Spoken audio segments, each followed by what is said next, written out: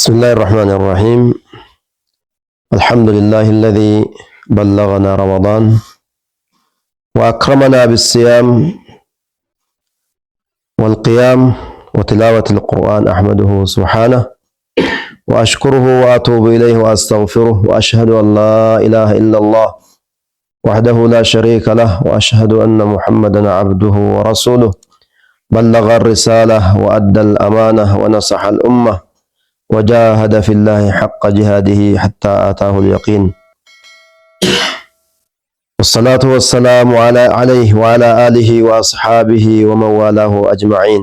أما بعد، إخواني وأخواتي، فالسلام عليكم ورحمة الله وبركاته. تمساس إسلام ميديا بركة. kabajamtoonni daawwattoonni miidiyaa barakaa, warri fagoorraa daawwattanuuf dhihoo daawwattan, ayyuha saa'imuuna wassaa'imaat, warri rabbiin soomanaan isin kabaje isin ulfeeffate, irra deebuudhaan assalaamu alaykum warahmatullaahi wabarakaatuhu. guyyoota ramadaanaa, halkanowwan ramadaanaa kan dabarsitan rabbi isin irraa haqee balu jechaa, kan immoo hafee warratti gahee soomee macarrashaa isaa gahee ibiddarraa taqamee jannata isaa argatee baajanni bareedaan baheef rabbi isin taa'isu jecha. Egaa guyyaa irraa miidiyaan barakaa akkuma beekamu sochii isaa ramadaanaan alaa fi ramadaana keessaa tamsaasa daawaa, tamsaasa ergaa rabbii, tamsaasa akkasuma ergaa islaamummaa addunyaarraa tamsaasuudhaaf bakka adda addaa deemee akkuma ergaa isiniin gahaa ture ammas nu biratti argama. Kanaafuu miidiyaan barakaatii fi hordoftoonni miidiyaa barakaa galatoomaa ulfaadhaa jechuun barbaada. Maqaa kootii fi maqaa mana marii dhimmoota islaamummaa magaalaa Aggaarootiin miidiyaa barakaa baay'een galateeffadha.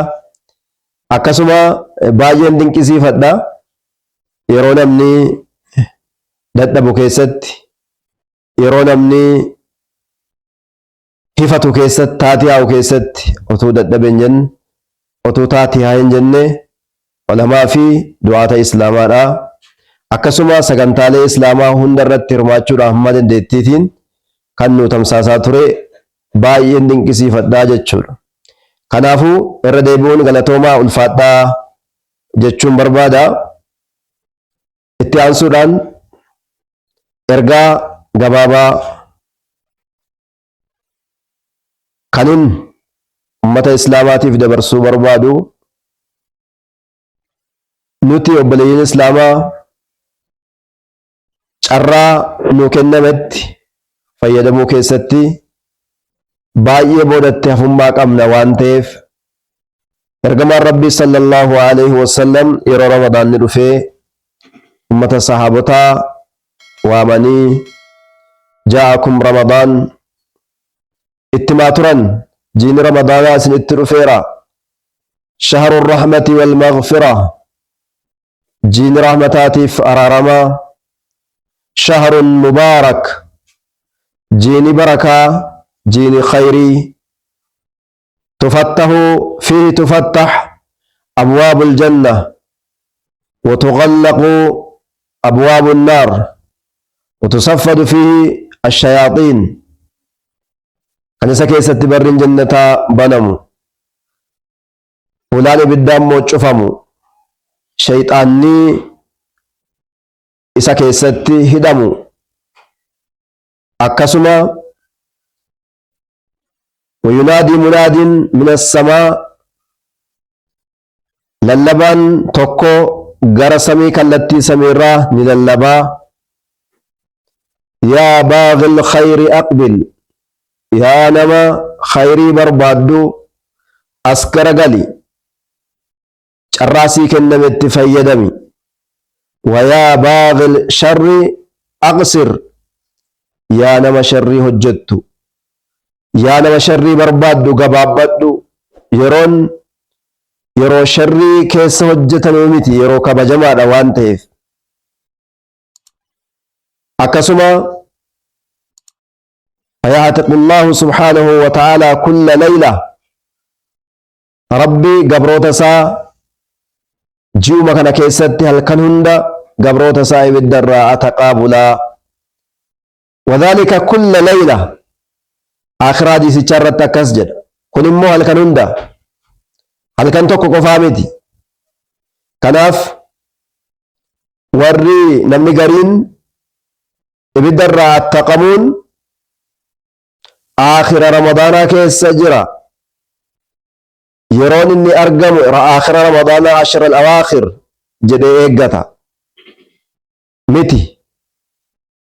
Hadiisni tokko kan ramadaana bakka saditti baasee awwaluhu rahma wa awsatuhu maghfira wa aakhiruhu itqun min annaar hadiisni jedhu ulamaa'in daciifaa dadhabaadhaa jedhaniiru.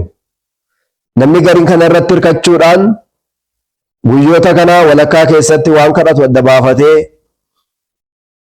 macarrashaa irratti waan kadhatu adda baafatee haala kanaan adeemu. Garuu hadiisichi daciifaa. Kanaafuu ibiddarraa ataqamuunis halkan hunda ramadaanaa keessa jira jechuudha. Araarama argachuunis halkan hunda ramadaanaa keessa jira jechuudha. Rahmata rabbii argachuunis halkan hunda ramadaanaa keessa jira jechuudha. Kanaaf fahaadhihi fursatun dhahabiyya, kun immoo carraa warqiidha. Carraa warqiidha. Yeroon kun yeroo faraagaati. Yeroo namni hundinuu hojii isaarraa amma ta'e boqotee, fiigicha isaarraa amma ta'e boqotee manatti deebi'ee, yeroo rafiitiidhaaf sagantaan ba'ee, nyaataaf sagantaan ba'ee jiraatamu waan ta'eef, carraa akkuma rasuulli rabbii alayhi salaatu wassalaam kaa'an ni'mataani maghbuunun fiihimaa kathiirun min annaas, ni'maa lama irra baay'een namaa isa keessatti dagamaadha, irraanfataadha jedhan. Tokkoffaan as-sihaa, fayyummaadha, nagaa qabaachuudha, hojjechuuf danda'u, dhaabbachuuf danda'u, qara'uudhaaf danda'u. Yaa namni fayyummaa gaarii rabbi sii kennee, arraba sii kennee dubbisuudhaaf, ija sii kennee ilaaluudhaaf, sammuu sii kennee yaaduudhaaf, miila sii kennee deemuudhaaf, harka sii kennee qabuudhaaf, garaa sii kennee itti nyaachuudhaaf, gurra sii kennee ittiin dhaggeeffachuudhaaf, arraba sii kennee ittiin dubbisuudhaaf, namni rabbi carraa kana sii kenne fahaadhihi kulluhaa hiya as-sihaa, fayyummaadha kun. Fakam qara'ata min al-Qur'aan wa kam dhakkarta Allah wa kam da'awta Allah. Mee hammam tokko rabbiin kadhatte hamma dabarsite keessatti, hammam tokko rabbiif dhaabbatte ikhlaasaan rabbumarraa waa argadha jette, akka ergamaan rabbi alayhi salaatu wassalaam jedhan san iimaanan wa ihtisaaban. Lamaan kun sharxiidha. Kanaaf fayyummaa keenyatti fayyadamuun anii fi isinis dirqama obboleeyyan keenya. Yeroon fafursatu ramadaan fursatun dhahabiyyatun wa fursatun tadhhabu sari'an, carraa warqii ta'u wajjin carraa dafee namarraa deemu. Kaleessa meeqa soomaa ollee, eda meeqa geenyee, arra meeqaffaa soomaarra maal goonee irraa hamma darbe keessatti jennee isa fuulduraatti qophaa'uun keenya ni barbaachisa. Neemaan lamaan tokko fayyummaadha jedhameera. Inni lammaffaa wal faraag. Maa hiya al faraag? Faraaga jechuun maal inni? Faraaga jechuun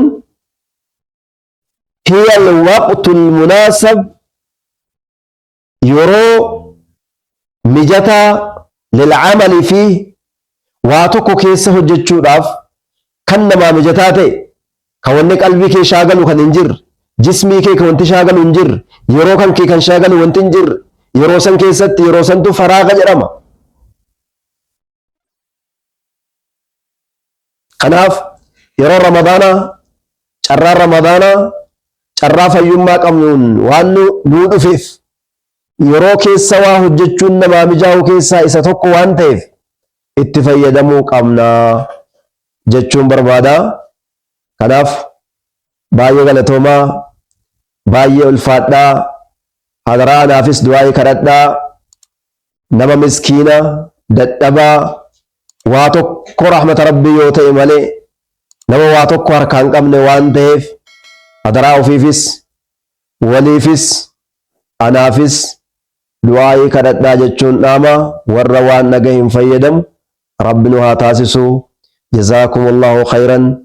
Shukran lihusni mutaaba'atikum wastimaa'ikum. Wassalaamu alaykum wa rahmatullahi wa barakaatuh. Tamsaasa Islaamaa miidiyaa barakaa badhaasa rabbiidha kan nu qabnu harkaa kirmaanii isaatii bu'ee gara dakaa. Tamsaasa Islaamaa miidiyaa barakaa.